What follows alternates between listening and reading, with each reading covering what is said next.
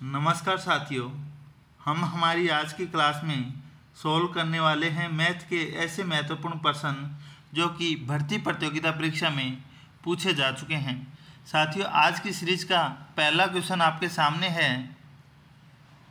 एक 600 सेंटीमीटर लंबे और 420 सेंटीमीटर चौड़े कमरे के फर्श को ढकने के लिए कितने मीटर की 12 सेंटीमीटर चौड़ी कालीन की जरूरत पड़ेगी। तो यहाँ पे साथियों ऐसे प्रश्नों को कैसे सॉल्व करेंगे। अपने को इसमें दे क्या रखा है कि एक कमरा है जो कि 600 सेंटीमीटर लंबा तथा 420 सेंटीमीटर चौड़ा है। इसमें कितने मीटर की ऐसी लंबी कालीन की जरूरत पड़ेगी जो कि 12 सेंटीमीटर चौड़ी हो। तो ऐसे प्रश्नों को हम कैसे सॉल्व करेंगे साथियों।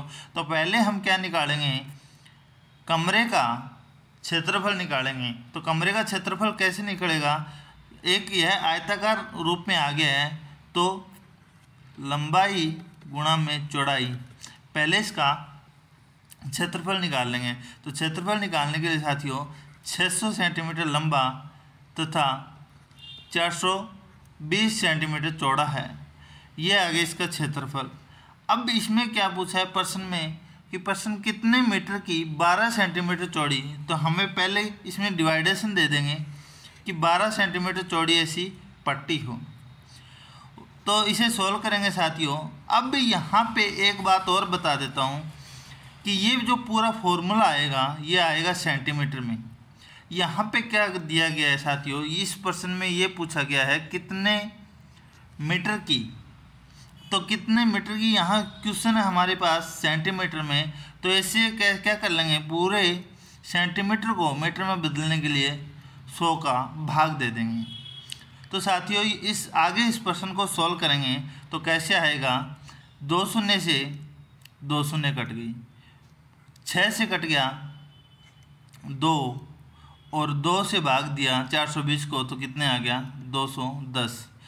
तो साथियों 12 सेंटीमीटर चौड़ी ऐसी 210 लंबी कालीन इस कमरे के अंदर बिछाई जाएगी। तो इसमें क्या देगा, कितने मीटर की साथियों 210 मीटर की 12 सेंटीमीटर चौड़ी कालीन की जरूरत पड़ेगी। तो यहाँ हमारा हो गया क्वेश्चन। इसका सही आंसर क्या आ जाएगा साथियों, 210 भी हमारा सही आंसर आ जाएगा। चलिए बढ़ते हैं हमारे अगले प्रश्न की तरफ। अगला हमारा प्रश्न है साथियों, 5 क्रमागत विषम संख्याओं का औसत 61 है। सबसे बड़ी तथा सबसे छोटी संख्याओं का जोड़ कितना होगा। तो साथियों यहाँ हमने पिछली कक्षा में भी ऐसा प्रश्न पढ़ा था। तो इस प्रकार के प्रश्न को हम कैसे सोल्व करते हैं, या तो ये समझ लो साथियों कि हमारा औसत कितना 61 है। तो पहली संख्या आ गई x, दूसरी संख्या आ गई x प्लस में 2, तीसरी x प्लस में 4, चौथी x प्लस में 6 और पाँचवीं x प्लस में 8। ऐसा हमने क्यों किया, क्योंकि प्रत्येक विषम संख्या दो क्रमागत विषम संख्याओं के बीच का अंतर कितना होता है, 2 का। तो हमने पहले मानी है x, दूसरी x प्लस 2, तीसरी x प्लस 4 और यहाँ पे क्वेश्चन में पूछा गया है साथियों 5 क्रमागत विषम संख्या। तो 5 क्रमागत विषम संख्याओं का जोड़ कितना हो गया, 5x प्लस में कितना हो गया 20, ये आ गया 20। अब यहाँ क्या दे रखा है, इनका जोड़ कितना है 61, 61 गुणा में 5। यहाँ पे औसत दे रखा है साथियों।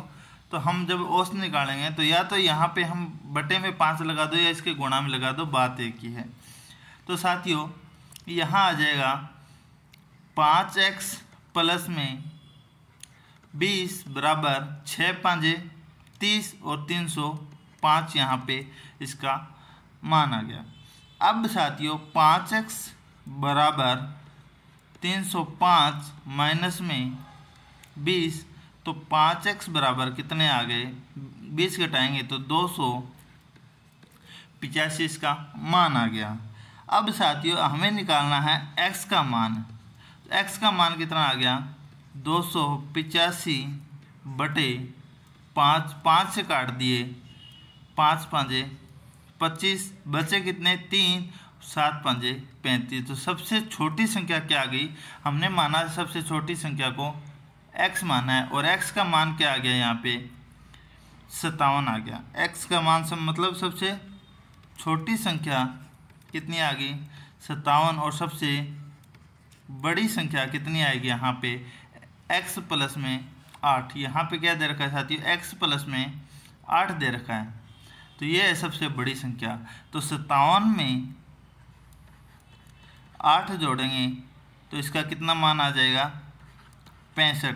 तो यहाँ पे सबसे छोटी संख्या 57 है और सबसे बड़ी संख्या 65 है। क्वेश्चन में पूछा गया है 5 क्रमागत विषम संख्या का औसत 61 हो तो सबसे बड़ी और सबसे छोटी संख्याओं का जोड़ कितना होगा।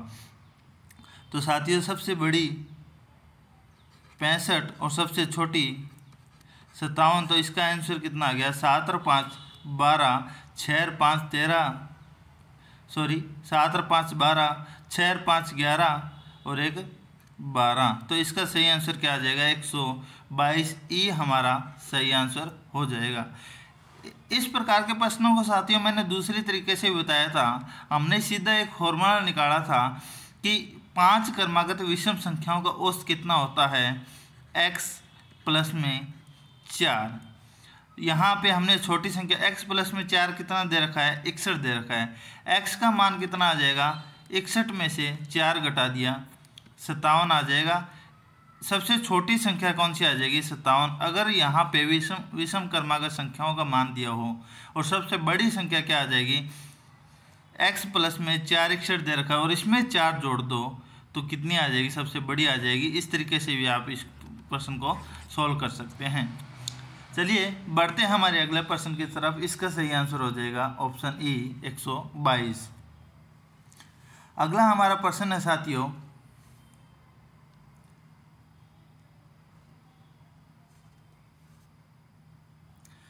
15 का वर्ग को किसी संख्या के वर्ग से जोड़ने पर 1009 प्राप्त होता है तो वह संख्या क्या है।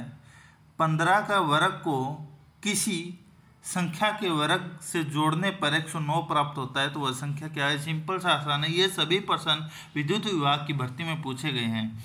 तो साथियों ये हमें क्या दे रखा है 100, यहाँ पे 15 का वर्ग मतलब x के अंदर 15 का वर्ग अर्थात कितना प्राप्त होता है 1009 प्राप्त होगा।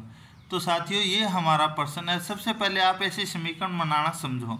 तो इसे कैसे सॉल्व करेंगे, x का मान निकालना है किसी संख्या का वर्ग। तो साथियों यहाँ पे क्या करेंगे कि 15 का वर्ग कितना हो गया 15 15 225 बराबर 1009 हमारा आ गया। यहाँ पे x का मान निकालना है तो 1009 में से साथियों 225 यहाँ पे घटा देंगे तो कितना आ जाएगा। 9 में से 5 गए 4, अब 8 में से 2 गए 10 में से 2 गए 8 और यहाँ पे बचे 9 में से 2 गए 7। तो यहाँ पे क्या हो गया साथियों 784 में 225 अर्थात 15 के वर्ग जोड़ेंगे तो संख्या है। यहाँ पे अपने पास इसमें क्या दिया गया है कि 15 के स्क्वायर को किसी संख्या के वर्ग में जोड़ने पर, तो यहाँ पे अपने पास 784 है तो यह क्या है संख्या का वर्ग। और तो अपने को क्या करना है वर्ग निकालना है, वर्गमूल निकालना है। तो 784 का वर्गमूल अगर आप निकालोगे तो ये कितना आएगा 28 गुणा में 28 क्या आता है 784 आता है। तो वर्गमूल हटाएंगे तो यहाँ पे 28 हमारा सही आंसर आ जाएगा। तो क्वेश्चन के अनुसार पूछा गया है कि 15 के स्क्वायर को या 15 के वर्ग को 28 के वर्ग में जोड़ने पर 1009 प्राप्त होता है। तो अपन देख लेते हैं दोबारा भी 28 का वर्ग हो गया 784 और 15 का वर्ग हो गया 225। तो इसका सही आंसर 5 4 9 8 और 2 10 बचा 1, 7 और 2 9, 1 10, कितना आ गया 1009 आ गया हमारा आंसर सही। तो इस प्रकार का प्रश्न ऑप्शन हमारे पास है डी हमारा सही आंसर हो जाएगा। इस तरीके से हम प्रश्न को सोल्व कर सकते हैं। बढ़ते हैं हमारे अगले प्रश्न की तरफ। अगला हमारा प्रश्न है साथियों,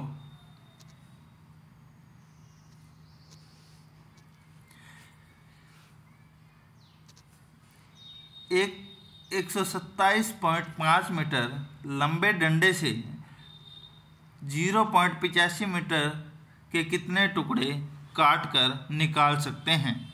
तो साथियों यहाँ पे दिया गया है अपने को कि एक डंडा है जिसकी लंबाई है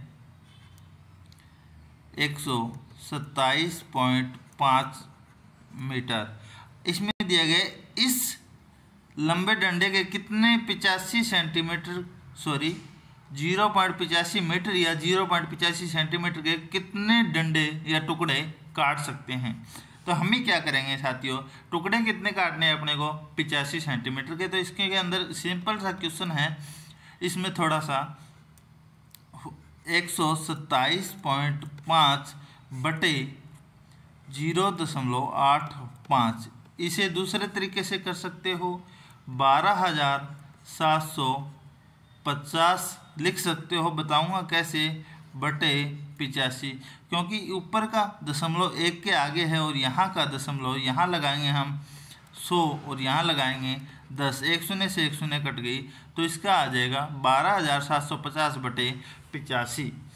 तो अब देखो साथियों 12,750 को हम 85 से काटेंगे तो 85 एकम 85, बच गए कितने साथियों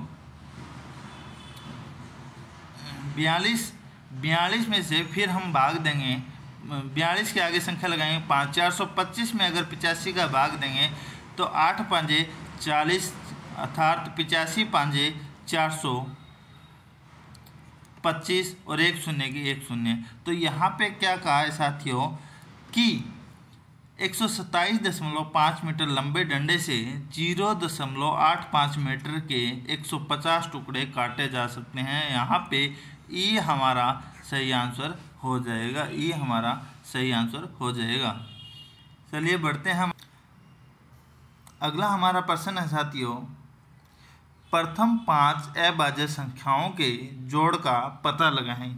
ये क्वेश्चन उन लड़कों के लिए आसान है जो कि ये फॉर्मूला जानते हैं, क्योंकि कुछ बच्चों को अभी तक ये भी नहीं पता कि अभाज्य संख्याएं कौन सी होती है।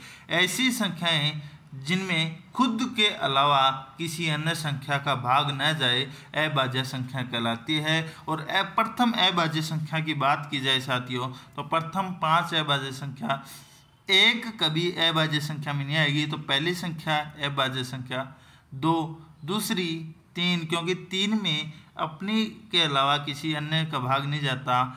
5 ऐसी संख्या है जिसमें 5 के अलावा किसी दूसरी संख्या का भाग नहीं जाता। 7 और 11, 13, 17, 19 ये ऐसी संख्याएं साथियों 23 जिनमें अपने के अलावा किसी अन्य संख्या का भाग नहीं जाता। यहाँ पे पूछा गया है प्रथम 5 अभाज्य संख्या, तो 2, 3, 5, 7 और 11 5 संख्याओं का जोड़ का पता लगाना है। तो साथियों 11 और 7 कितने हो गए, 11 और 7 हो गए 18, 18 और 5 कितने हो गए 23, 23 और 3 कितने हो गए 26 और 26 और 2 कितने हो गए 28। तो प्रथम 5 अभाज्य संख्याओं का योग कितना आएगा 28। ई हमारा सही आंसर हो जाएगा।